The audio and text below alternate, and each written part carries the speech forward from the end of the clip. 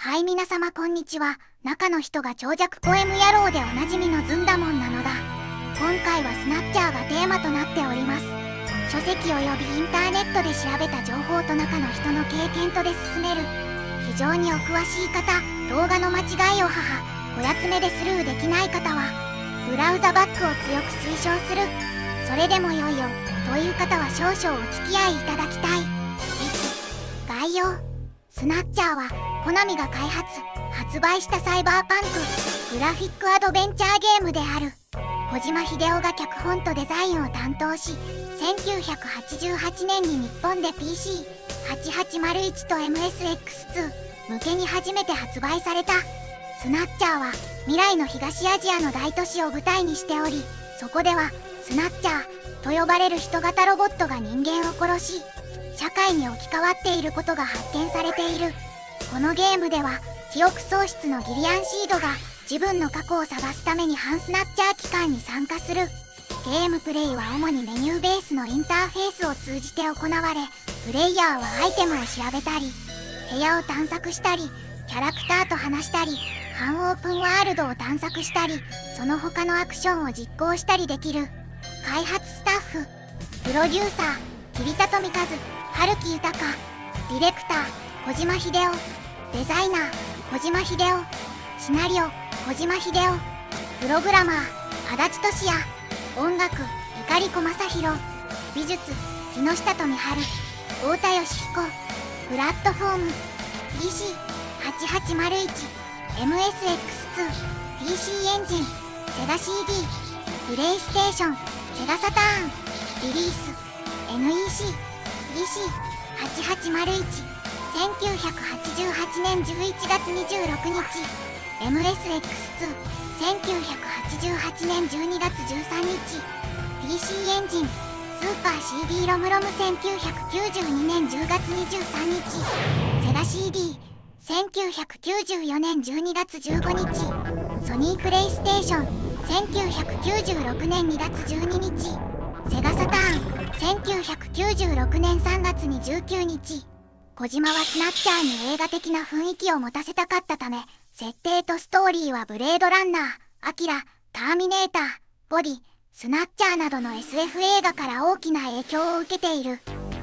PC 版の開発には、小島が最初のストーリーの半分以上を削減するように求められたにもかかわらず、当時の平均的なゲームの2倍以上かかった。ゲームはリリースされ好評を博した。カルト的なファンを獲得し、1990年に MSX2 用にロールプレイングゲーム SD スナッチャーとしてリメイクされた。これに続いて CD ロムテクノロジーを使用してオリジナルのアドベンチャーゲームをリメイクし、1992年に PC エンジンスーパー CD ロムロムシステム用にリリースされた。西洋のゲーマーによりインタラクティブな体験を提供しようと、コナミは1994年に北米とヨーロッパ向けにスナッチャーのセガ CD 版を開発した。商業的には失敗だったが、セガ CD 版は当時のゲームでは珍しい映画のような演出と成熟したテーマで、おおむね好評を博した。スナッチャーは振り返ってみると史上最高のアドベンチャーゲームとサイバーパンクゲームの一つとして高く評価されており、小島が後のメタルギアシリーズで探求したテーマの基礎となったとされている。スナッチャーは1996年にプレイステーションとセガサターンで最後に再リリースされた。このゲームは2020年に PC エンジンミニにも収録された。スナッチャーはグラフィックアドベンチャーゲームとビジュアルノベルの両方として説明されている。プレイヤーはギリアンシードを操作してネオ神戸市を徘徊する人間に変装した危険なヒューマノイドロボットスナッチャーを調査して狩る。ゲームのビジュアルは静止画像で画面上部に表示されるアニメーションがいくつかある。ポイント&クリックインターフェースはなく、全てのアクションは移動、見る、調査などのコマンドを含むテキストメニューから行える。ゲームのパズルとダイアログツリーはシンプルで直線的なストーリーテリングに重点を置いている。会話中にキャラクターパネルがメイングラフィックウィンドウの下に表示されることがある。このゲームでは半オープンワールドの探索が可能である。3×3 のグリッドに散らばった敵をプレイヤーが撃つアクションセグメントがいくつかある。セガ CD バージョンではこれらのセグメントでイーサルエンフォーサーに同梱ポートしている。まずサイバーパンクは SF のサブジャンルの一つで、ディストピア的な未来を舞台とし、ローライフとハイテクの組み合わせに焦点を当てていると言われている。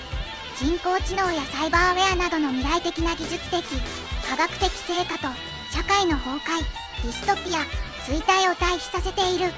サイバーパンクの多くは1960年代から1970年代のニューウェーブ SF 運動に目指しており、フィリップ、ケイ、ディック、マイケル、ノアコック、ロジャー・ゼラズニー、ショーン、ブルナー、シェイ、シー、バラード、フィリップ、ホセ、ファーマー、ハーラン、エリスンなどの作家が初期の SF のユートピア的傾向を避けながら麻薬文化、テクノロジー、性革命の影響を検討した。人工的な風景や夜の街の明かりはサイバースペースのジャンルで最初に使用された比喩の一部である。サイバーパンクをテーマにした漫画は1977年に初版が出版されたジャッジ・ドレッドの頃から登場し始めた。1984年に発表されたウィリアム・ギブスンのデビュー作ニュー・ロマンサーはパンクのサブカルチャーや初期のハッカー文化から影響を受け、サイバーパンクをジャンルとして確立するのに貢献した。他の影響力のあるサイバーパンク作家にはブルース、スターリング・ヤルディ、ラッカーなどがいた。日本のサイバーパンクのサブジャンルは1982年に大友克洋の漫画シリーズ「アキラ」のデビューとともに始まり、1988年にアニメ映画化され、後にこのサブジャンルを普及させた。このジャンルの初期の映画にはリドリー・スコット監督の1982年の映画「ブレードランナー」などがある。これは映画化されたフィリップ・ケイ・ディックの作品のうちの一つである「アンドロイドは電気羊の夢を見るか」。特にブレードランナーの影響は強い。それまでの近未来はありえない奇抜な衣装と設定だったのが従来の生活環境の延長線上にあった。サイバーパンクの象徴として日本の看板や文化が見られる。2つで十分ですよ。あまりにも有名だろう。あまりにも影響が強すぎて近未来の映像を作るとどうしても雨を降らしたくなると大物監督が言われている。スナッチャーもブレードランナーの影響を強く受けている。原作の原作「アンドロイドは電気羊の夢を見るか」。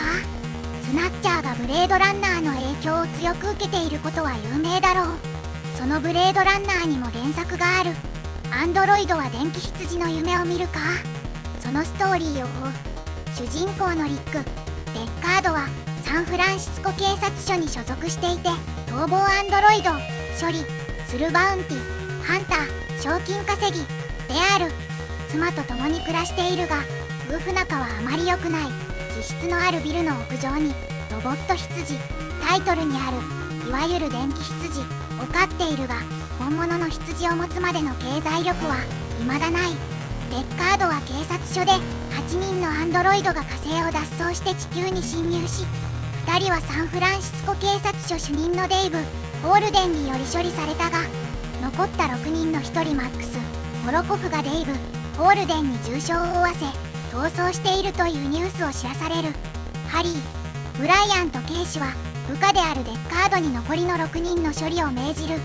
デッカードは逃走したアンドロイドたちに搭載されていたネクサス6型脳ユニットを開発したシアトルのローゼン教会を訪問し、重役のエルドン、ローゼンの目、レイチェル、ローゼンにアンドロイドか判定を行うフォークと還付不感情移入度検査法で試験を行う。デッカードはレイチェルがアンドロイドであり、ネクサス6型脳ユニットが装着されていることを見破る。再びサンフランシスコに戻ったデッカードは捜査を始める。モロコフがいたという住居に入ると、世界警察機構所属のソ連の刑事サンドール・カダリーを名乗る男がデッカードに近づいてくる。しかしその正体は逃走したアンドロイドのマックス・モロコフであった。殺されかけたデッカードはレーザー銃でモロコフを射殺する。サンフランシスコ歌劇団に所属し、この日はモーツァルトの歌劇「マフエ」に出演しているソプラノ歌手ルーバラフトを訪問したデッカードは、彼女に検査を行おうとして逆に変質者とみられ警察のクラムズ巡査に連行される。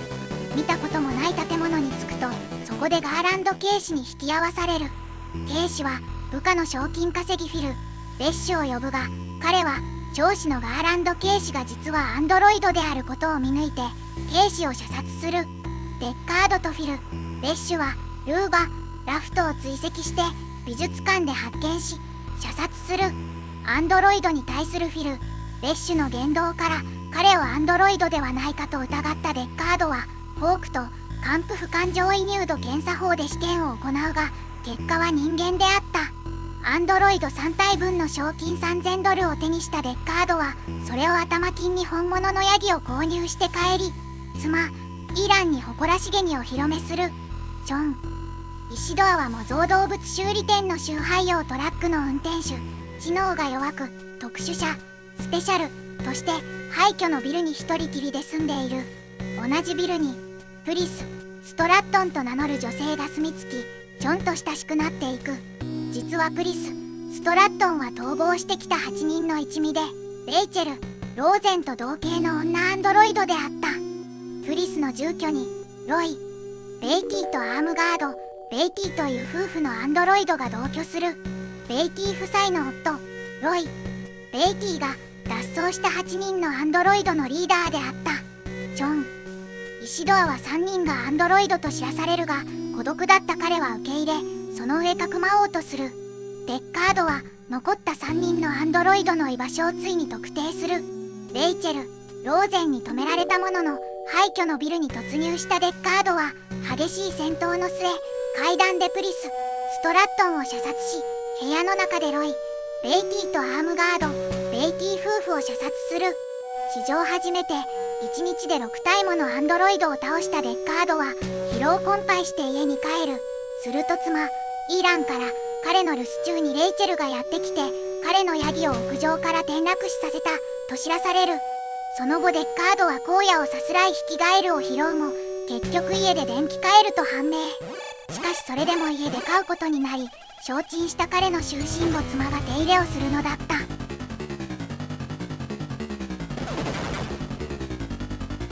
3. スナッチャーストーリー。スナッチャーの舞台は21世紀半ば、ルシファーアルファと呼ばれる生物兵器が世界の人口の多くを殺してから50年後、バイオハザード地点となるロシアは中立地帯となる。ちなみにこのゲーム発売時点でバイオハザードという言葉は日本ではあまり知られてなかった。東アジアの人口島の大都市ネオ神戸市では最近スナッチャーと呼ばれる人型ロボットが人間を殺し、変装として皮膚をまとい社会に溶け込んでいるのが発見された。ネオ神戸政府は死を外界から隔離し、スナッチャーオカルト区別部隊ジャンカーを設立した。スナッチャーは正体不明、捕まえても爆発する。アクト1、主人公はビリアンシード。記憶喪失であり何も過去のことを知らない。トレーニングを受けてジャンカーとなる。ジャンカーは政府の組織で6人しかいない。そこにギリアンが派遣される。ギリアンは中立地帯となったロシアでコールドスリープ状態で発見された。記憶がないため自分と疎遠し別居になった妻ジェミーも一緒に発見される。ようやく一人前となったギリアン。トライサイクルというホバー型自動車でジャンカーに入る。受付にはミカがいる。局長であるベンソン・カニンガムに自己紹介し、ジャンカーカードをもらう。これでジャンカー本部で訓練できる。本部にはガウディというコンピュータがある。ジャンカーの実動部隊をランナーという。ジャン、ジャック、ギブスンという凄腕の先輩がいるらしい。メカニックのハリー、ベンソンと会う。通称親父さん、55歳。備品の開発、整備を行うメカニック。ランナーの使う火器であるブラスターの開発やメカの開発を行う。ここでブラスターとメタルギアマーク2、これ以降メタルをもらう。メタルにはナビゲーターや記録センサーなどあらゆる機能を持つ。そんな時ジャン・ジャック・ギブスンからテレビ電話。気球来てくれとのこと。ブラスターを持って工場跡に行く。廃工場へ到着する。叫び声が聞こえる。ギブスンのナビゲーターリトル・ジョンが壊されている。残されたメモリーチップを持ち帰ることにする。それには全て記録されている。柱の陰にギブスンが殺されていた。捜査を開始する。ポケットには鍵と家を探せのメモがある。メタルは科学操作ができる。残された毛髪を調べる。爪から皮膚を発見。スナッチャーの人工皮膚だった。結果、男と女のスナッチャー。ギブスンの胃の中にクジラの肉があった。その後人影があるが行き止まりとなっていた。なぜかくしゃみが出る。メタルがモニターのボリューム上げてくださいと何回も言う。思いっきり上げるとチッチッチと時計の音がする。雲型ロボットが出る。戦うと爆発する。パソコンから爆音が出る。この件でお手紙がコナミに届いた。奥さんが夜中にこっそりやってて爆音がして旦那に怒られたそうである。ジャンカー本部に帰る。ミカが泣いている。局長もショックを受けている。ハリー・ベンソンは酒を飲んでベロベロとなっている。彼は天涯孤独であり両親の顔を知らない。壁には両親の部分が切り取られた写真がある。ベンソンに残されたメモリーを渡す。ギブソンの刑事部屋を捜索する。2040年が舞台のはずなのにフロッピーディスクを発見する。そして胃潰瘍の薬も発見。なぜ胃が弱いのにクジラを食べたのか。そしてチェスのクイーンを発見する。ギブソンの家へ行く。娘のカトリーヌはまだ14歳。かなり用心深く開けてくれない。なんやかんやありやっと入れてくれる。家の中にパソコンを見つける。発見したディスクを入れる。パスワードを要求される。いろいろ入力するが結局ホームキーでログインできた。ギブソン操作記録があった。弱点を突き止めたらしい。スナッチャーは紫外線を当てると眼化する。メンテナンスの病院を見つけたらしい。スナッチャーは真冬なのにサンスクリーンを塗ってるか。スノースギと呼ばれる植物がついているようでくしゃみなどのアレルギーの反応が出るようだ。病院を探すことになる。ナポレオンというタレコミがいた。電話をすると店を紹介される。街はクリスマスの賑やかな時、アウターヘブンというコスプレバーへ到着。リリアンもマスクかぶって店に行くと、中に入るとダンサーもいる。踊ってるイザベラにギブスンの写真を見せる。クジラ頼んで血を吐いてたという。誰を追ってたのか言葉で聞く。本部に戻りガウディでモンタージュを作る。該当者は2人いた。イワン・ロドリゲス、フレディニールセン。イワン邸に行く。家を発見すると撃ち合いとなる。スナッチャーの検査は証拠がないと調査できない。麻薬を発見する。白だった。スキャンすると人間だった。今度はフレディ邸へ向かう。割と良いところに住んでる。フレディの奥さんが出てくる。旦那は闇タクシードライバーらしい。歯が痛いと言って顔を押さえてる。モスクワの地図が貼ってある。浴室は変なお風呂だった。排水口がないのに水が張っている。そこで日焼け止めを発見。見たな、隣。奥さんと戦闘開始。なんとか奥さんを倒す。マンション出たら家の電気がつく。中に誰かいる。風呂に水がない。浴室の鏡見ると後ろにスナッチャーがいる。そこで戦闘開始。ランダムハジルが登場。バウンティハンターと呼ばれる賞金稼ぎ。メタルが調べると3体も倒してる。アクトに自分の家に移動する。モスクワオリンピックの写真がある。本当はジェミーと暮らしたいのだがうまくいかない。ジャンカー本部へ。局長へスナッチャー2体。リサ、フレディを処理したと報告。病院を探す。壊れたメモリ再生ができた。病院の写真が出てくる。人工皮膚治す病院らしい。病院の名前が読めない。OLEN と見える。外観はわかるのでナポレオンに聞く。オリーン病院か。オーリン病院を調査する。普通の病院で中に入ると動物がいた。犬はスナッチャーがすぐわかる。オーリン病院は普通の病院だった。ミカからビデオフォン。カトリーヌが渡したいものがあるらしい。ギブスン邸へ向かうも荒らされている。ドーベルマンのアリスもいない。首輪だけだった。ギリアンはくしゃみが止まらない。ドーベルマンのアリスが殺されていた。カトリーヌはどこ行ってもいない。自分の家へ帰る。シャワー室に誰かいて開けるとカトリーヌに水かけられる。カトリーヌから病院リストをもらう。スナッチャーもリストが欲しい。それで襲撃されたようである。リストが大量にある。画面に入力する必要がある。OLEN。いくつかヒントをもらえる。クイーン病院が正解だった。ジェミーにも確認するとあるという。病院へ到着。リトル・ジョンの写真のままだった。病院内は埃が溜まっていた。メタルのライトを照らして調査。院長室の引き出しを調べる。カルテがあるが漢字、中国語でわからない。アフターヘブンのマッチがある。ナポレオンへ電話するも出ない。ナポレオンはアフターヘブンの客引きだった。ナポレオンと一緒に店内へ。カルテを見る。ベンソンと見えた。ジャンカー本部にはベンソン、カニンガム、ハリー、ベンソンの2人のベンソンがいる。ジャンカー本部に戻る。局長とハリーはいない。近く京都サミットが行われる。局長はそこに向かう。ジェミーから電話があり、クイーン病院は地下を拡張してるらしい。トライサイクルで向かうがトライサイクル暴走。ハンドルも取れる始末。危機一髪のところをバイクでランダム現れる。カーブに激突するもなんとか生きてた。クイーン病院到着。花瓶があり細工されたボタンを押す。次回の入り口があった。誰が行くかじゃんけんで決める。部屋を順番に見ていく。さっきまで使っていたようだ。見回すと動体反応。スナッチャー登場。すっぴんのスナッチャーだった。戦闘となるがなんとか倒す。細胞培養したりする人工皮膚工場だった。3つ目の扉は死体置き場だった。4体ある。いつスナッチされたかわかる。3D モデルで復元する。1体目フレディにいる線。2体目リサにいる線。3体目知らない人。クイーン病院の院長だったようだ。そして4体目局長だった。突然ギリアンは撃たれる。ランダムも足を撃たれる。スナッチャーとなった院長登場。院長語る。現在第2段階に入る。京都サミットに各国要人が来る。要人をスナッチして世界を掌握する。京都サミットを狙うのが目的。完全なる皮膚を手に入れる予定。京都サミットは明日。ランダムは膝を打たれていた。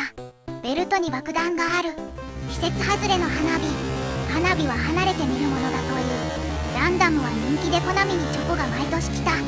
画面真っ黒になりメタルが電気つけるとギリアンが変な格好をしてる。小島監督曰く空気を変えたかったそうだ。地下道を進む。地下鉄の坑道に出る。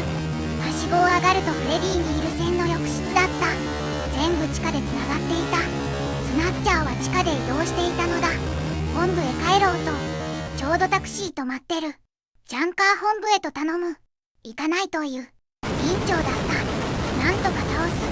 タクシーを奪って帰る。ジャンカー本部が閉じられていた。開けるとミカが怪我していた。すべてロックした。ハリーを助けてくれという。廊下を開けて入るとハリーが倒れていた。血まみれの虫の息だった。局長が怪しいと尾行してた。問い詰めて返り討ちにあった。ギリアンに昔あったような気がすると言っていた。意固地になってたことを後悔していた。そうしてハリーは死ぬ。ゲームで初めて泣いたとハガキをもらった。局長は中にいるはずだがどこにもいない。局長室に入る。上から血が落ちてくる。局長は天井に張り付いていた。銃撃戦が始まる。局長は電気を消して真っ暗の中に出た。ミカを盾にしてミカの体の影から攻撃してくる。ここでミカを撃つとゲームオーバーとなる。なんとか局長を倒す。局長は笑いながら死ぬ。完全な皮膚を手に入れた。クイーン病院はただのメンテ病院だ。お前の記憶が戻らない限りはな。ギリアンは記憶が戻らない。パソコン版はここで終了する。 PC エンジン版は話が続く。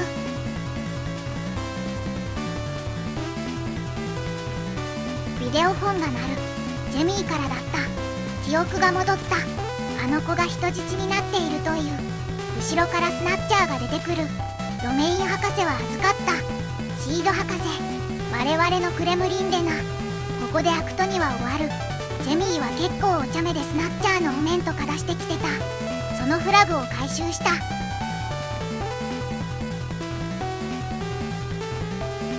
アクト3、京都サミットが始まる。その前にアジトを叩くことにする。ジェミーを助けなければならない。推理していく。ジェミーの記憶が戻った。メタルは知っているはずだ。俺は誰だ。リリアンとジェミーのことを語る。中立地帯第17探索隊。3つポットがあった。所持品があった。ハリーの3人の写真と同じだった。ハリーはギリアンとジェミーの息子だった。アメリカ国籍だった。1985年に消息を絶っていた。当時のモスクワを知る者はほとんど死んでしまった。アジトを突き止めるために整理する。紫外線に弱い。眼化するとバレる。冬の夜しか行動できない。スナッチャーのアジトにはスノウスギが野生化してるところ。川のそば流域にある。しかし広大。地下道であるチューブライナーの地図。スナッチャーはモスクワで作られたもの。モスクワの地図を重ねる。全部重なるところがあった。古い無人教会である。故郷と似ている風景を求めるようだ。ミカと別れ残ってたトライサイクルでアジトに向かう。雪が降ってるようだ。スノース好きだった。教会に入ると肖像画がある。ランダムに似てるようだ。奥に行くとスナッチャーがたくさんある。ものすごい数だ。その奥に行くと人工皮膚かぶっているスナッチャーがあった。各国の要人だ。最後の一体を見るとギリアンだった。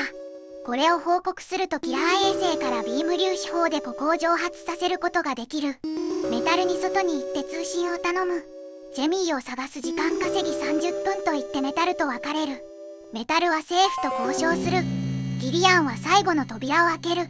100歳くらいの老人とジェミーがいる。ペトロビッチ、マットナー博士とのこと。さっき亡くなったそうだ。ジェミーは記憶が戻った。ハリーを人質に取られた。ペトロビッチ、マットナー博士は3年前から幽閉されていた。ジェミーが語る。まず50年前、研究所があり冷戦だった。クレムリン上層部はスナッチャー計画。敵国を操作するのが目的だった。スナッチャー開発のため世界中から優秀な人間が集められた。中には強制的にフランケンシュタインプロジェクトチーム。ここに眠るペトロビッチ、マットナー博士を中心とする4人のチーム。ロボット工学ペトロビッチ、マットナー博士。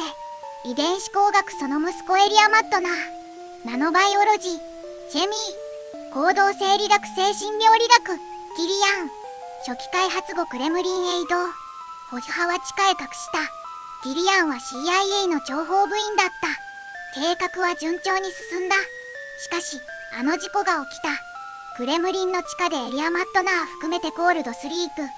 救出時エリア・マットナーのポットは空になっていた。ここで老人になったエリア・マットナー登場。40年で変わったという。全てはジェミーの美しさが原因。エリアが語る。50年前、エリア・マットナー、人工皮膚担当だった。アメリカ人ジェミーが加わる。エリア・マットナーは惚れ込んだ。自分の将来も保証され幸せだった。そんな時、ギリアンお前が来た。行動生理学を担当するアメリカ人だった。2人はどんどん親密になり結婚する。陰で見ているしかなかった。そして子供が生まれる。父は計画から自分を外そうとした。ジェミーのそばにいたかった。東西冷戦は終結した。プロジェクトは中止となった。隠蔽するために全ての書類を処分し、裁判にかけると、ジェミーとギリアンは本国に送還させるとなった。その時ギリアンは実はスパイで目的を阻止するために来たと知った。ギリアンが情報を流した。研究とジェミーが全てだった。その時決心した。当時バイオロイドの完成度は8割。人工皮膚は未完成だった。細胞の研究は長い時間が必要だった。国、都市をスナッチを一晩でする必要があった。そのため別チームがウイルスを作っていた。ウイルス研究所を爆破することは簡単だった。研究所を隔離した上でコールドスリープに入った。10年後自動蘇生装置は作動した。エリアだけ先に蘇生した。ジェミーだけ先に蘇生させ、一緒にもう一度研究をしたかった。だができなかった。安らかに眠るジェミーを見ていると、ジェミーを説得できる力量はなかった。2人のタイマーを無限にした。それから40年一人で研究していた。ジェミーを毎日見ていた。そばにはジェミーがいた。40年間話しかけていた。3年前研究は完成。シベリア探査隊をスナッチしてルートを作った。実験をすることになる。人工島であるネオ神戸は実験として最適だった。自分がいない間に2人はシベリア探索隊に発見された。しかし人工皮膚は欠陥だった。解決策を考えた。父を政府の病院で発見した。父父は協力しなかった。人間という存在を追求したかった。父のサンプルを入手した。これで完全な人工皮膚が作れる。ここで液体漬けのランダムが出てくる。父がランダムを作った。スナッチャーを処理するようにプログラムされた。自分を人間と思っている。小さな頃の記憶も RANDMHAJILE を逆さに読むとエリアマットナーとなる。彼の細胞は自己再生する。すでに動力系は止まっている。皮膚は保存している。完全な皮膚さえあれば世界どこでも行ける。クレムリンの地下に自動工場がある。ここでメタル登場。体にダイナマイト。今から10分の地に爆破。半径数キロは何もなくなる。ギリアンに逃げるように促す。スナッチャーが多数起動。危うし。そこでランダム復活。俺は往生際が悪い。殺すぞ。動くな。エリアを締め上げ、スナッチャーを威嚇。ギリアンとメタルに良いジャンカーになったぜとランダムは言う。ギリアンとジェミーは脱出。ビーム粒子砲。すべて蒸発した。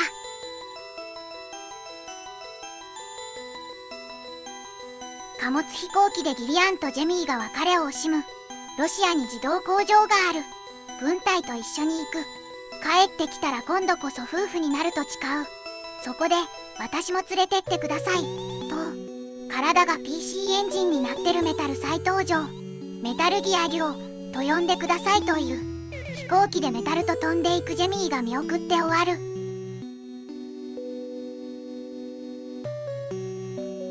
ちなみに各機種版ではメタルギアセガ CD、メタルギアサターン、メタルギア PS となる。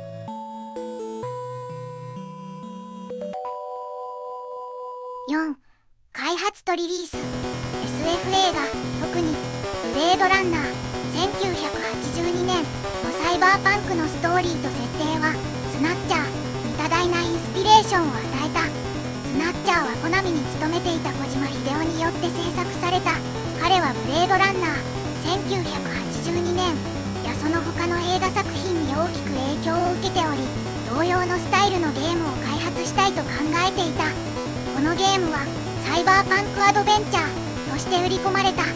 小島は電話でコナミの商標部門にサイバーパンクの意味を説明するのに苦労した。このゲームの当初のタイトルはジャンカーだったが、その名前は既存の麻雀ゲームに似すぎていた。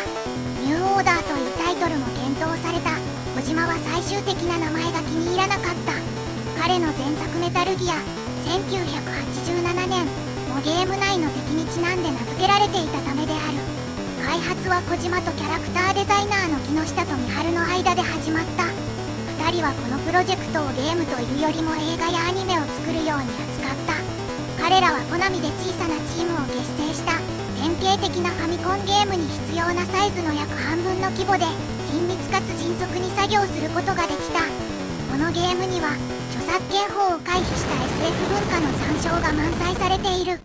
小島は木下に対し大友克洋の漫画「アキラ」1982年1990年のキャラクターに似たスタイルにするよう指示した。チームはこのゲームに成熟した雰囲気を持たせることを目指したことはなかったが、自然にその方向に進んでいった。小島はゲーム内での第4の壁を破る会話に加えて、ディスクドライブで温めるとわかる秘密のメッセージと熱で活性化する香りをフロッピーディスクに印刷したいと考えていたが、コナミはこのアイデアを承認しなかった。スナッチャーのオリジナル版の開発には約18ヶ月かかった。当初小島は物語を5幕で構成する予定だったが、メモリの制約により2幕に削減せざるを得ず、物語は途中で終わった。第3幕から第5幕と追加の幕を含む続編の計画は第1作の開発が長引いたため中止された。開発には平均的なゲームの2倍から3倍の時間がかかった。メモリの制約の問題によりスタッフは開発中に休憩を取り、その間に小島は後のゲームであるポリスノーツ1994年のコンセプトを模索し始めた。もともとスナッチャーは PC8801 専用となる予定だったが、コナミの要請で MSX2 用にも開発された。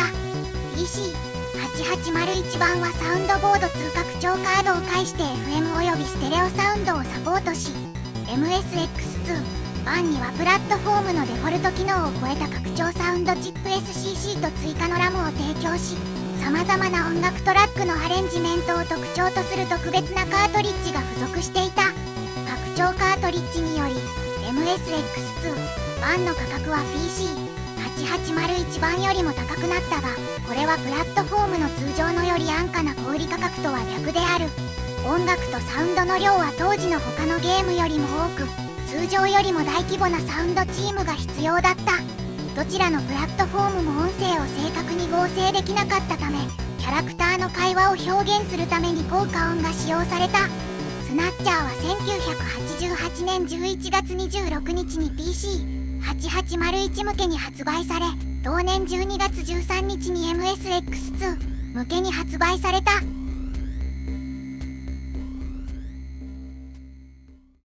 SD スナッチャー。スナッチャーは1990年に MSX2 でリリースされた SD スナッチャーというロールプレイングゲームにリメイクされた。SD は日本のメディアでスーパーデフォルメの略でチビキャラのデザインを指す別の言い方である。ゲームはトップダウンの視点でプレイし、プレイヤーはリリアンを操作して冒険する。プレイヤーがフィールド上で敵に遭遇すると、ゲームは一人称戦闘モードに切り替わる。プレイヤーは多くの異なる銃のいずれかを使用して敵を撃ち落とさなければならない。敵の異なる部位を狙うことができ、武器によって能力と射程が異なっている。MSX2 版のスナッチャーと同様に SD スナッチャーはゲームデータが入った3枚のフロッピーディスクと SCC チップを搭載したサウンドカートリッジで構成されていた。SD スナッチャーは珍しい未来を舞台にした RPG を作りたいという同社の希望により、そのようなゲームにスナッチャーのストーリーと設定を採用して開発された。1988年に発売されたスナッチャーのオリジナルバージョンは、計画されていた続編がキャンセルされたため、物語が未確定のまま終了したが、SD スナッチャーでは以前のバージョンが中断したところから物語を続けるアクト3が追加されている。この追加部分はオリジナルのスナッチャーの後のコンソールポートで追加された第3幕の基礎となった。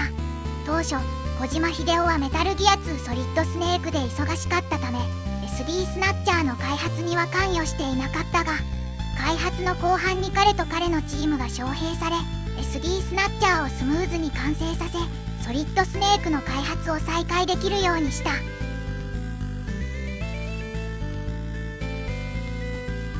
PC エンジン版。スナッチャーは流血や成人向けのテーマを扱っている。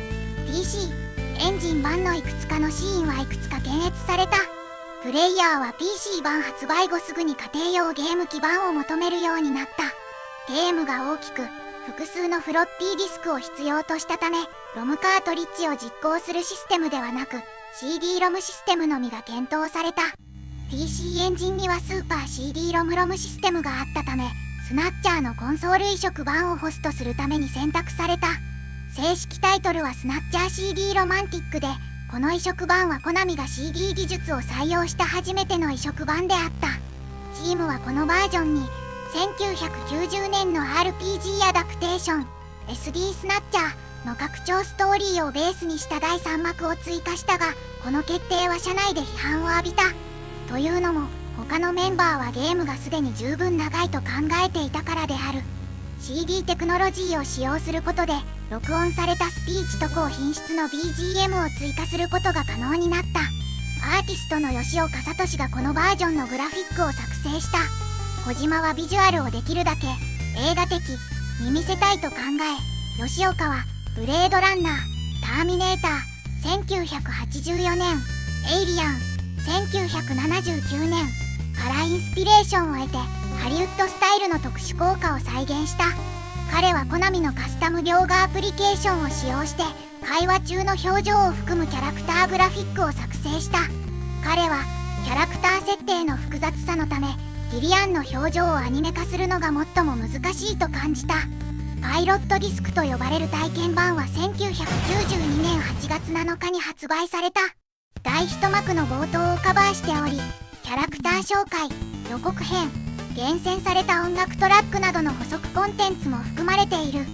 完全版は1992年10月23日に発売され、 PC エンジンゲームとしては好調な売れ行きだったと報告されている。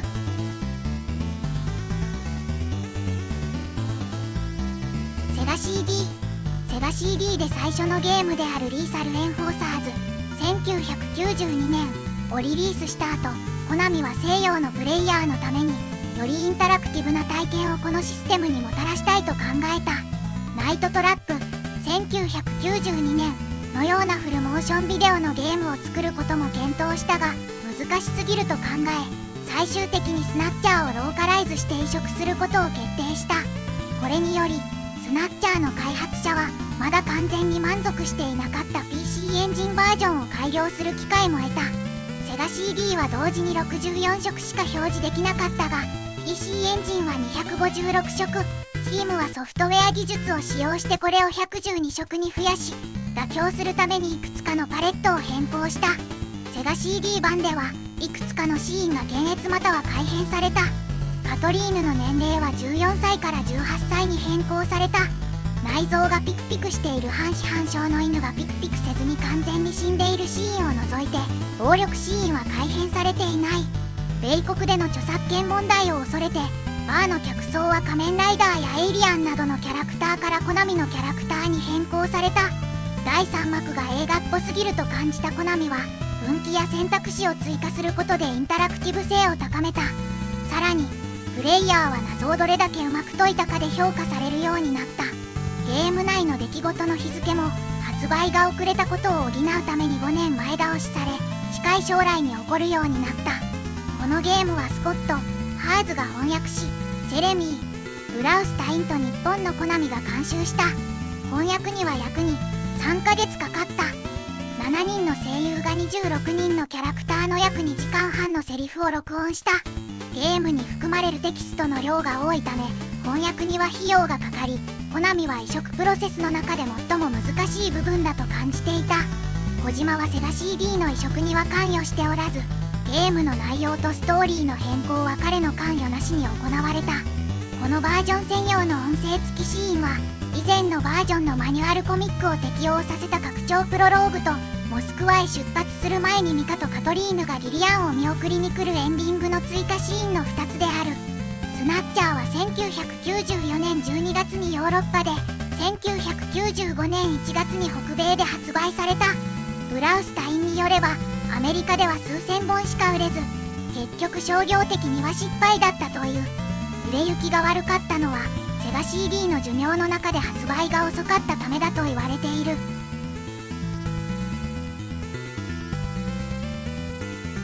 プレイステーションとセガサターン。スナッチャーは1996年に日本で再び発売されたが、今度は32ビットのゲーム機用だった。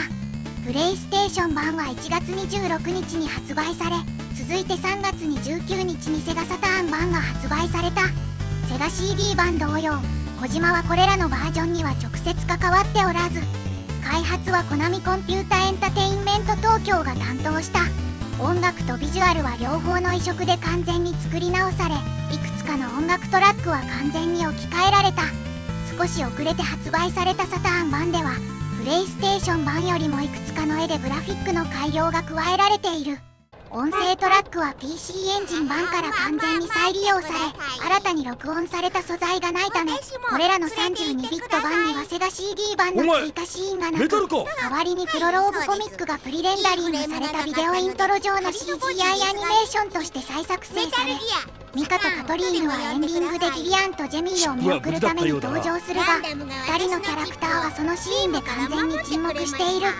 修理されたメタルの呼び名は再収録されている。早く乗れ相棒。小島監督インタビュー。まずはコナミに入社したきっかけを教えてください。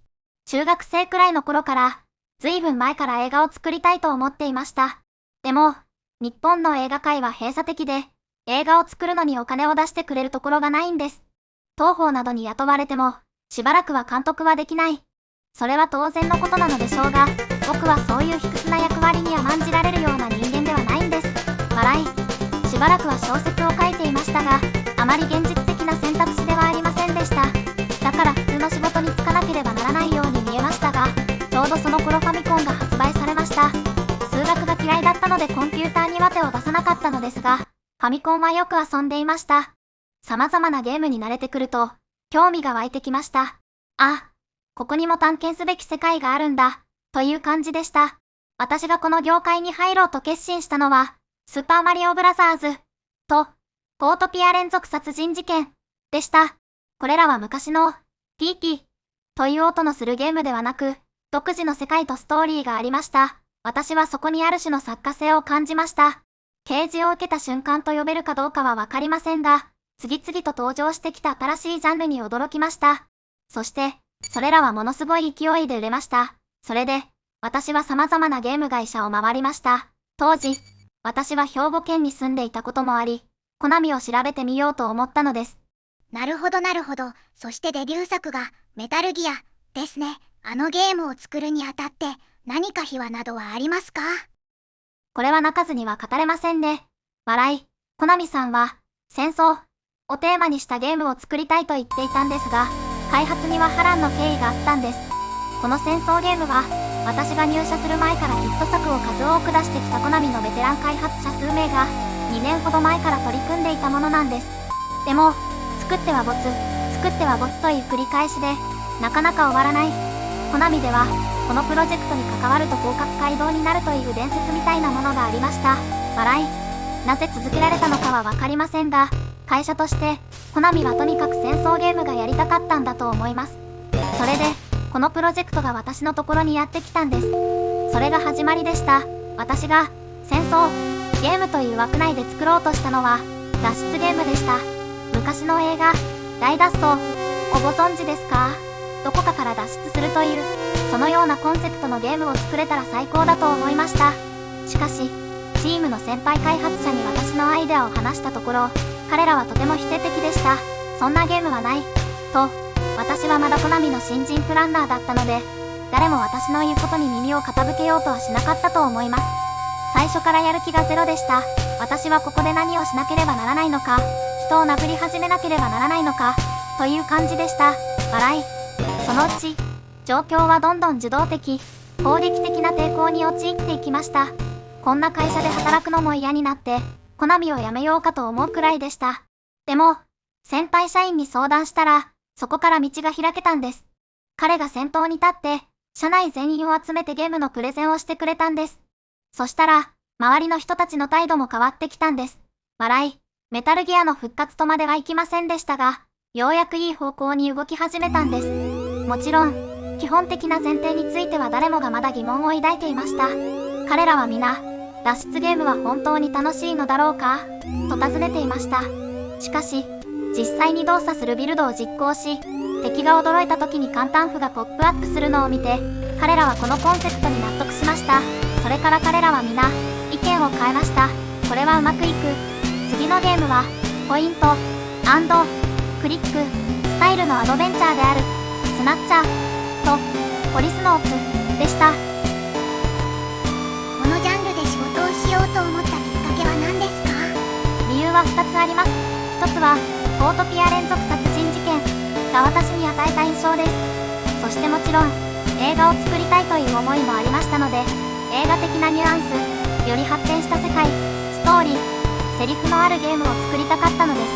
もう一つは、プログラミングができない僕が、メタルギアを作るときにすごく苦労したことです。企画書に自分のやりたいことを書いて、イメージをできるだけ伝えても、最終的にはプログラマーの感性にかかってくる。僕がいくら頑張っても、伝わらない部分があったんです。結局は、そのプログラマーの感覚が正しいかどうかにかかっているから、そこがすごく悔しかったし、無力感も感じました。チームでやるのは楽しい部分もありますが、そこがすごく大変でしたね。そこで、プランナーとしてあらゆる側面を完全にコントロールできるゲームプレイ、システムを作りたかったのです。プランナーが好むゲームは何か、ストーリーや世界観が評価されるゲームは何かと自問自答したところ、答えは明らかでした。アドベンチャー、ゲームです。それが、私が、スナッチャーを作った大きな理由でした。スナッチャーでは、全てをプログラマーに任せきりにしませんでした。コンパイラーのような簡易スクリプト言語を作成させ、それを使って全てを制御及び監視しました。このようにして、スナッチャーを完全に自分で作成しました。サウンド効果のタイミング、フェードアウトの発生場所など、ほとんど全てを制御できました。つまり、開発チームで全てがどのように組み合わさるかを完全に理解していたのは私だけだったのです。別のインタビューがある。抜粋してお届けする。本当は PC エンジン版以降はやってほしくなかった。メタルギアは入社1年目だった。スナッチャーは1987年の日に企画書出した。そして1988年スナッチャーを出した。B 級映画っぽく作った。スナッチャーをやってゲーム業界に入った人が多いと聞く。88版と MSX 版は途中でクツッと終わった。CD ロムロムが出る。PC エンジン版を作ることになった。CD ロマンティックという名前だった。6人くらいで作った。アクト1、2の後に3、4、5まであった。PC エンジン版は完結編として作った。この後北米向けにセガ CD 版を勝手に作られた。その後96年 PS 版 SS 版も改ざんされた。一切関わってない。PC エンジン版はギリギリで作った。オリジナルと音楽も違う。いろんなところにフラグ立てる必要があった。あの頃のゲームは話すと2回くらいで終わる。その後は同じことを言う。それでフラグ立ったと判断される。でも僕のゲームは永遠と違うことを言う。評価で怒られた。PC エンジン版。緊張感が欲しかった。人間になり変わる。間違ったら殺される。アクションを入れた。意図的にブレードランナーの要素を入れた。僕が好きなのは、証拠品見つけて尋問してと自分で操作をするものだった。評判は良かった。山下明氏の本があった。ジーザスが出てた。この雑誌に載りたかった。結果関東になった。ニューロマンサーは読んでない。1988年、コナミのアドベンチャーゲームは珍しくこのスナッチャーは初めてのアドベンチャーゲームだった。開発スタッフの意気込みが違った。マニュアルの細かな設定を入れた。今までのアドベンチャーゲームでここまでのはなかった。世界観がしっかりしていた。BGM40 曲、効果音81種、画面数200、シナリオ原稿枚数900枚。どんでん返しを見せるための演出を狙った。当時何百枚とかが流行っていた。従来のアドベンチャーゲームの殻を破ろうとしていた。キャラのデザインイメージが小島監督にあったそうで、キャラクターデザインに関して以下のアイディアが伝えられた。キリアン、シード、メル、ギブソン、ジェイミー、シード、リンジーはグナー、ミカ、スレイトン、安田成美、カトリーヌ、ギブソン、後藤久美子、ハリー、ベンソン、ハリー、ディーン、スタントン、ベンソン、カニンガム、委員長、ショーン・コネリー。だからこそビッグボス、スナッチャーになった。ジャン、ジャック、ギブソン、フリント、イース、トウッド。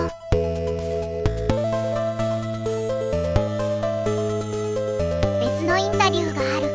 小島秀夫、ゲームデザイナー、ライター、コンピュータ版、スナッチャーの開発者が現在自ら PC エンジン版の開発に取り組んでいます。この PC エンジン版スナッチャーの担当はパソコン版を手掛けた小島秀夫氏。本作にかける思いを伺うべくインタビューを行った。なぜスナッチャーがコナミ初の CD ロムタイトルに選ばれたのでしょうか。パソコン版のスナッチャーは、前回はストーリーが未完のまま終わってしまったので、社内よりもユーザーから、どこかでストーリーを終わらせてほしい、という意見がいろいろありました。シャープの X68000 や富士通の FM タウンズで開発しようという話もありましたが、最終的には PC エンジンのスーパー CD ロムロムアドオンに落ち着きました。私の作品は、どうしても内容が多すぎて怒られてしまうのですが、今回は容量を気にせず思う存分追加できるという、開発環境としては前例のないものでした。開発者は以前のバージョンに携わった人たちと同じですか？オリジナルの PC 版で一緒に仕事をしたチームは、かなり優秀な人たちだったんですが、笑い。結局、部署がバラバラになってしまったんです。だから、今まで続編がなかったんですが、幸運なことに、その主要メンバーと同じチームで一緒に仕事ができたんです。スナッチャーの開発に関する逸話はありますか？ NEC、PC8801 のオリジナル、スナッチャーは、私たちの最初のアドベンチャーゲームでした。開発中は完全に手探りで、トラブルも多く、正直、とても大変でした。その一方で、思い出深い作品でもありました。夜中に喧嘩したり、スタッフが気分が悪くなったり、エンディングを見てみんなで泣いたり、まさにスナッチャーは私たちの青春でした。私は、ゲームはただ時間を潰すだけのものではないと考えています。時間がある時に楽しむためだけではなく、他のことを犠牲にしてでもプレイしたいと思ってもらえるようなゲームを作りたい。そんなコンセプトで作ったのが、スナッチャーです。発売から4年経った今でも、ファンレターやバレンタインデーのチョコレートが届きます。ファンの方から毎年、近況報告の手紙が届くこともあります。単なる商品というよりも、新しい人との出会いの仲介役のような存在でした。最後に PC エンジン版スナッチャーをどのような人にプレイしてもらいたいですか？すでに PC 版のスナッチャーをプレイした人には、続編も含めてもう一度プレイしてもらいたいです。そして、このゲームを全く知らない人にも、ぜひプレイしてもらいたいです。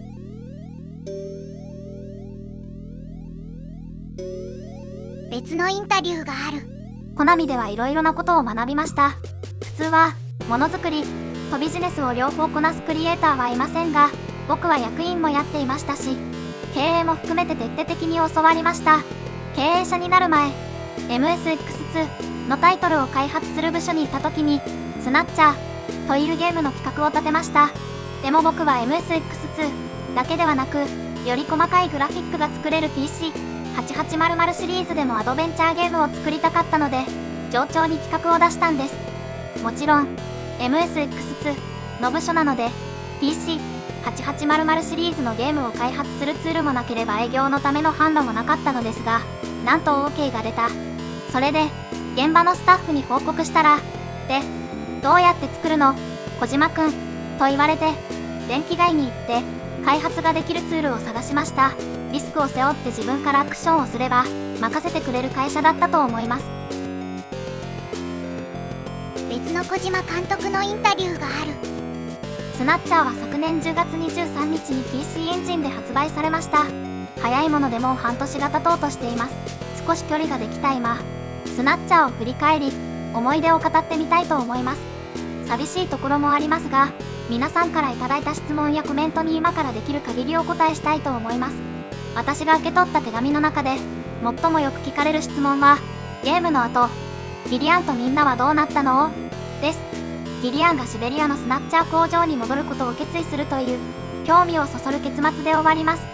その後どうなるのか知りたくなるのは当然だと私は思います。しかし、その質問に答えるのは賢明ではないと思います。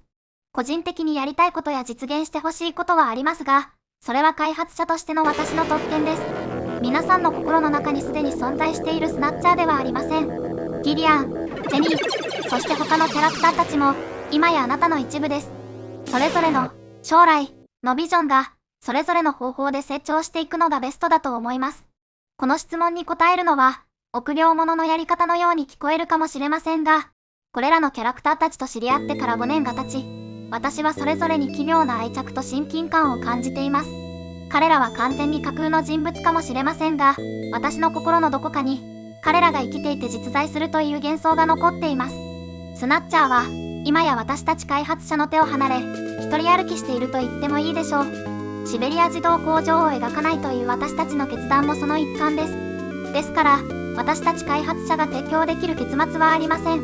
私たちはこの物語を終わらせましたが、登場人物たちがこれからどこへ向かうのかは、皆さんにお任せするしかありません。ギリアン、ジェニー、そして彼ら全員、私たちは彼らの中心的な役割、義務、関係を肉付けしました。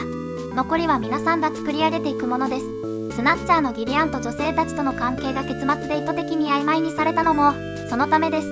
ゲームをクリアした後も、プレイヤーの皆さんが想像の中でドラマや世界を作り上げていってくれることを願っています。それがスナッチャーの真のインタラクティブ性だと思います。私にとっては新しい友達と別れるような気持ちです。ほっとする一方で、いつかまた会えるという希望を捨てきれません。私たちが受けた最も多くの批判は、アクト3に関するものでした。多くの人が、プレイヤーにもっと自由を与えてほしかった。アクト3はデジタル、コミックのようだ、と不満を述べていました。それは確かに真実です。しかし、ストーリーは非常に複雑で、プレイヤーに伝えたいことが多すぎたため、インタラクティブ性を下げるリスクを冒しました。ストーリーでは、プレイヤーの自由をある程度制限する必要があり、プレイヤーが参加できない最終シーン、悲劇的な結末を作りたかったのです。各キャラクターは変えることのできない運命に縛られていました。アクト3では、プレイヤーにその怒りとフラストレーションを体験してもらいたかったのです。アクト1とアクト2はインタラクティブなシナリオですが、アクト3は違います。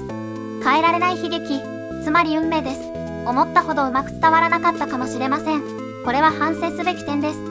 先日、高校生から手紙をもらいました。学校のテスト前日にスナッチャーを買って、我慢できずに一晩中プレイしてしまいました。結果、テストに落ちてしまいました。でも後悔はしていないし、感動させてくれたことに感謝している、と書いてありました。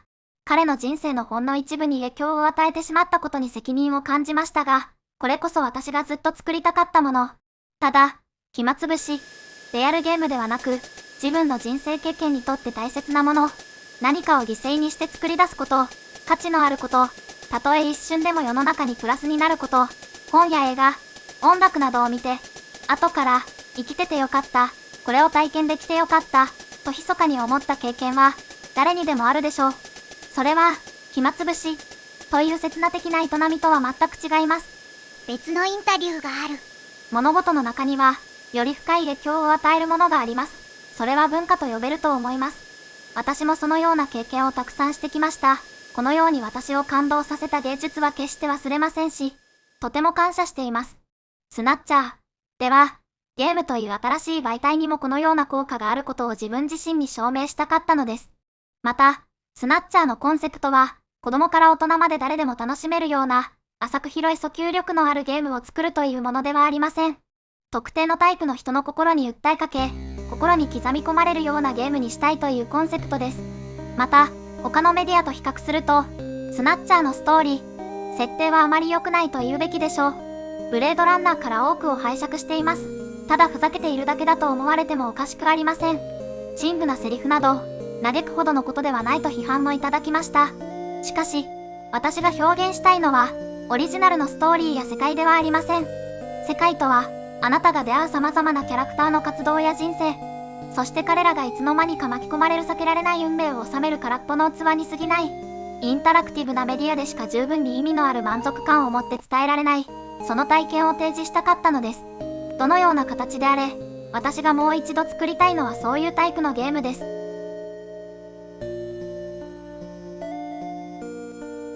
6SD スナッチャーインタビュー MSX ファンの SD スナッチャーインタビューがある K さんという匿名の方を春日別無理でお送りする。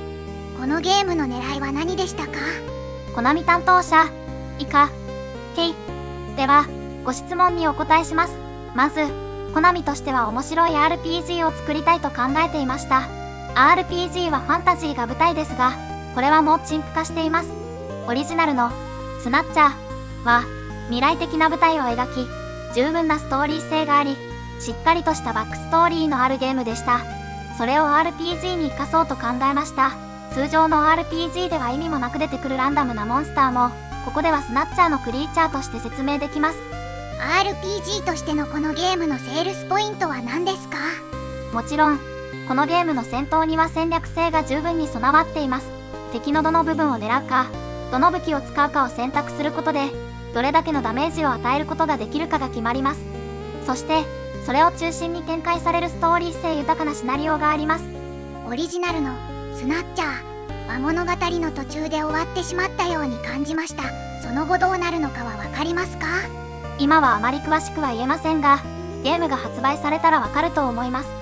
出版各社に送ったサンプル版はディスク2枚だけで構成されています。この2枚のディスクにはオリジナルのスナッチャーのストーリーが収録されています。つまり最終版にはその後のストーリーが展開される第3ディスクが収録されるということですね。つまりギリアン、シードの過去が明らかになるということですか？あるいはスナッチャーの秘密やジェイミー、シードの過去を、あるいはハリー、ベンソンの過去を全てが明かされるのでしょうか？そうですね。ゲームをプレイすればわかります。これは RPG、ファンだけでなく、オリジナルのスナッチャーのファンにとっても必見のゲームになると確信しています。7、僕たちにとってスナッチャーとはどんな存在だったのか。コナミはアーケード、ファミコン、MSX とチームがあった。MSX チームがスナッチャーを作った。オリジナルは PC8801 版。移植作である MSX も素晴らしい出来だった。MSX 版はフロッピーでの提供のために SCC をカートリッジで付けた。これが後にユーザーにも使えるようになり、FM 音源と SCC で楽曲を作ることが可能になった。この効果は絶大で、今でも MSX で SCC を使った楽曲が途切れることなく発表されている。そして完全版となる PC エンジン版が後年発売される。映像とキャラのボイスが完璧だった。PC エンジンユーザー自慢のソフトだったであろう。ブレードランナーが好きだった。その世界観を再現していた。冷戦を真面目にストーリーとしてゲームに組み込んだ初めてのゲームだったと思う。ちょいちょいギャグを入れるのも小島監督らしい。パソコンを中心に多数のアドベンチャーゲームがリリースされたが、スナッチャーは特別な存在だろう。小島監督は時々スナッチャー関連のポストをされている。 PC88、MSX2、版、スナッチャー、1988年の最初の企画書。この時のタイトルは、ジャンカーだった。メタルギアが終わって1週間だけ休みをもらって復帰後、がむしゃらに書いた企画草案書。1987年、実は PC88、MSX2、版、スナッチャー、1988年にはなんと 3D 画集が入る予定だった。クイーン領院地下が 3D ダンジョンになっており、そこでスナッチャーとのバトルをする企画があった。これはその地下のボツマップ。これはスナッチャーように僕が書いた当時の専用スクリプト言語。基本マイフ文やスイッチ文、すべてのエア音、アニメ、コマンド、フラグ、プログラムを自分一人で管理できるようになった。これでプログラマに頭を下げずに済んだ。金庫の中のスナッチャー、1988年の開発ファイル、そこに2の企画ファイルも。小島監督にとっても特別な存在なのだろう。プレイヤーにとっても生涯忘れることができないソフトとなった。現在は PC エンジンミニ版が最もプレイしやすい環境となっております。ぜひもう一度サイバーパンクの世界へ没入されてはいかがでしょうか。